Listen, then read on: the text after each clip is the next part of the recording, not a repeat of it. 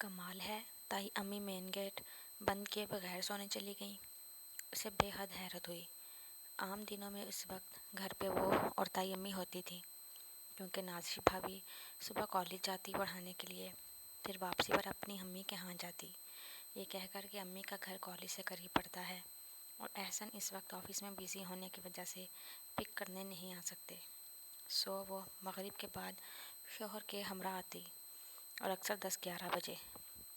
وہ لوگ ہفتے میں 4 دفعہ تو لازمی وہیں کھانا کھاتے۔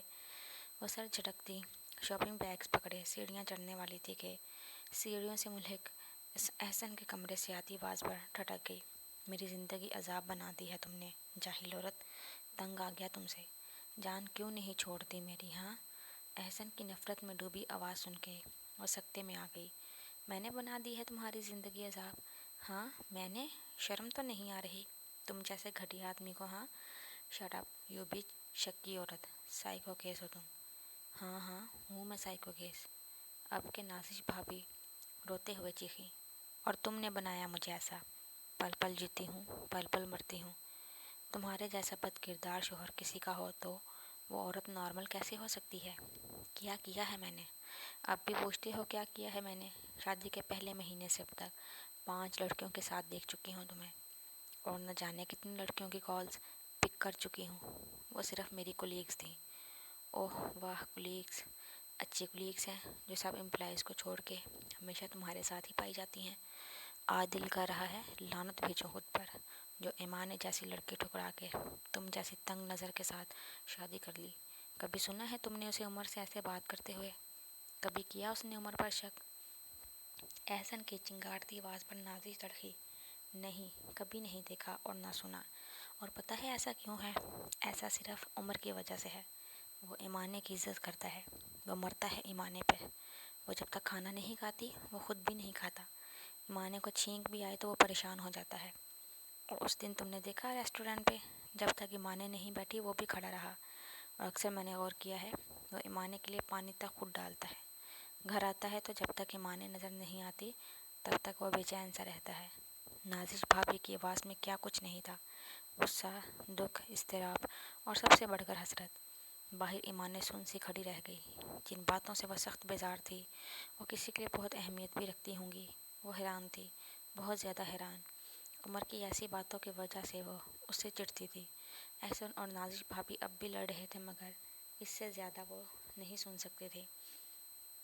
اپنے بے چین وجود کو گھسیٹتے ہوئے اوپر لائی اور اب پچھلے 2 گھنٹے سے کارپیٹ پر بیٹھی، گھٹنوں کے گرد بازوؤں کو باندھے وہ کب سے ایک ہی پوزیشن میں بیٹھی سوچوں میں گم تھی۔ کتنی بے وقوف تھی وہ، بلا وجہ کی باتوں اور بے معنی سوچوں کی وجہ سے خود کو اتنا پریشان کرتی رہی۔ اسے کیا پتا کہ وہ جو زندگی جی رہی ہے وہ کسی کا خواب بھی ہو سکتا ہے۔ وہ ہمیشہ نازش بھابھی کو حسرت سے دیکھتی تھی، اسے لگتا تھا وہ بہت خاص تھیں، جب بھی تو احسن نے انہیں شریک حیات کے لیے چنا تھا۔ مگر ابھی کچھ دیر پہلے سنی گئی باتوں کو سوچ کے اس نے جھرجھری لی۔ بہت خوش بخت تھی وہ، جس کے لیے اللہ نے عمر جیسے شخص کو چنا تھا، اور وہ بے خبری میں ناشکری کر رہی تھی۔ اسے ایک دم اپنے چہرے پر نمی محسوس ہوئی۔ اس نے ہاتھ بڑھا کے چیک کیا تو اس کا پورا چہرہ گیلا تھا۔ وہ رو رہی تھی۔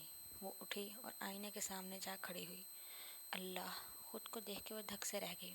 مسلسل رونے کی وجہ سے آنکھیں سوجی ہوئی تھی اور چہرہ ان 2 گھنٹوں میں بالکل اتر گیا تھا۔ پھر نہ جانے کیا ہوا کہ وہ ایک دم پھوٹ پھوٹ کے رو دی۔ وہ تیار ہونے کے بعد کب سے کمرے میں ادھر سے ادھر ٹہل رہی تھی۔ اسے بڑی شدت سے عمر کا انتظار تھا اور وہ نہ جانے کہاں رہ گیا تھا۔ عام دنوں میں 8 بجے تک آ جاتا تھا، مگر آج 8:45 بج رہے تھے اور وہ تھا کہ اس کی شدت سے بے خبر اسے انتظار کے سولی پہ لٹکائے خود غائب تھا۔ وہ بے چینی سے آگے بڑھی اور خود کو شیشے میں دیکھنے لگی۔ بلیک لینن کی سمپل مگر سٹائلش شرٹ کے ساتھ بلیک لینن کا غرارہ ٹراؤزر اور لمبا سا دوپٹہ، بالوں کو پونی ٹیل میں باندھے، بلیک سٹون کی جیولری، ہونٹوں پہ نیچرل لپسٹک، وہ واقعی دیکھنے کی چیز لگ رہی تھی۔ اس نے بلو لیڈی اٹھا کے آدھی خود پر انڈے لی اور ایک بار پھر ٹہلنے لگی۔ اف، کتنا مشکل کام ہے یہ انتظار کرنا۔ مان دروازہ کھلا اور وہ اپنے دھیان میں اندر آیا۔ عمر! وہ آگے بڑھی اور اس کے سینے سے لگی تو ایک دم ساکت ہوا، جبکہ اس کے سینے سے لگی وہ ایک دم سے رو دی۔ عمر! عمر! وہ بس اس کا نام لے کے روئی جا رہی تھی۔ وہ ایک دم چونکا۔ ایمی کیا ہوا ہے؟ ایسے کیوں رو رہی ہو؟ کوئی پریشانی ہے کیا؟ وہ اس کے گرد اپنی آہنی بازوں کا حصار باندھے قدرے پریشانی سے پوچھ رہا تھا، اور اس کا اتنا پوچھتا تھا کہ وہ مزید بکھر گئی۔ ارے یار پلیز، مجھے روتی ہوئی لڑکیوں کو چپ کرانے کا کوئی تجربہ نہیں، وہ بے بسی سے بولا، اور وہ اس کے سینے سے لگی ہچکیوں سے روتی ماں نے اس کی بات سن کے ایک دم کھلکھلائی۔ اسے یوں ہنستے دیکھ کر عمر پرسکون ہو گیا اور اس کے ماتھے پر لب رکھی دیے۔ ایمی، میں ساری زندگی ایسے ہی کھڑا رہنے کے لیے تیار ہوں، لیکن کیا ہمیں چلنا نہیں ہے؟ اس کو یوں ہی اپنے سینے سے لگائے وہ بہت محبت سے پوچھا تو وہ جھیم کے پیچھے ہٹی، اور پھر جب وہ تیار ہوا تو دونوں ساتھ ہی کمرے سے نکلے۔ احسن اور نازش کا کمرہ بند تھا، اس کا مطلب نہیں جا رہے تھے۔ وہ تائی امی کے ساتھ باہر آئی تو وہ گاڑی اسٹارٹ کیے انتظار کر رہا تھا۔ ایمانے کو بھی ساختہ وہ دن یاد آیا جب احسن کی شادی والے دن وہ اس کے ساتھ بیٹھنے سے کترا رہی تھی۔ اپنی بے وقوفی یاد آنے پر وہ مسکراتی ہوئی بہت فخر سے اس کے ساتھ بیٹھی۔ زندگی بہت حسین ہے اگر ہم محسوس کریں تو۔ ہم دوسروں کو دیکھ دیکھ کے اپنی زندگی حسرتوں کی نظر کر دیتے ہیں، اور یہ جانے بغیر کہ اس دنیا میں کسی کی بھی زندگی پرفیکٹ نہیں۔ وہ روما کی زندگی سے اور احسن کی زندگی سے بہت امپریس تھی۔ اسے لگتا تھا وہ دونوں بختور ہے، جبھی ہر چیز ہمیشہ پسندیدہ ہی ملی، اور جب احسن کی حقیقت اس کے سامنے آئی تو اسے لگا کہ اس نے ضرور کوئی اچھا کام کیا تھا جو احسن نے خود اسے ریجیکٹ کیا۔ روما کے اس ڈبل سٹوری گھر کے چھوٹے سے لان میں بیٹھی وہ خود کو دنیا کی سب سے خوش قسمت لڑکی تصور کر رہی تھی، جس کے لیے اللہ نے بے حد خاص بندے کو چنا تھا۔